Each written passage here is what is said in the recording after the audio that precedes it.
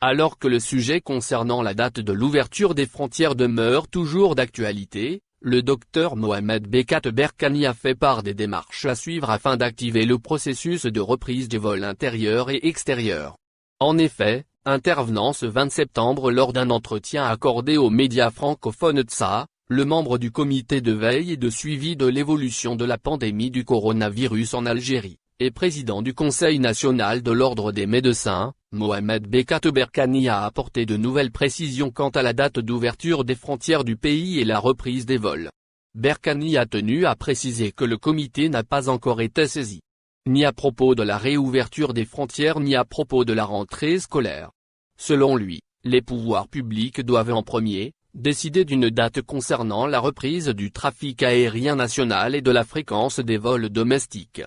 Après cela, le transporteur aérien national Air Algérie sera en mesure de proposer un protocole sanitaire, qui devra passer par l'examen et la validation du dit comité, a-t-il fait savoir à notre source.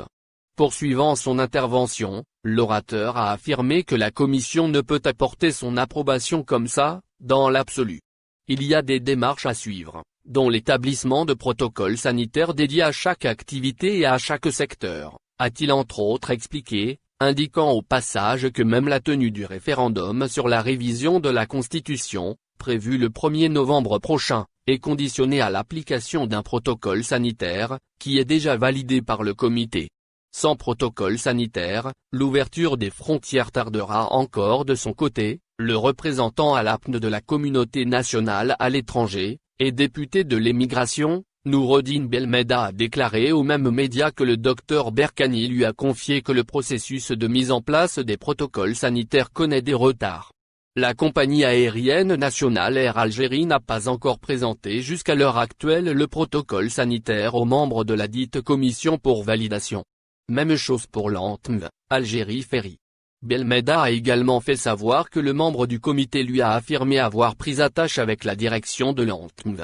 Cette-ci lui a assuré que le protocole se trouve au niveau du ministère des Transports, selon ce qu'a rapporté TSA.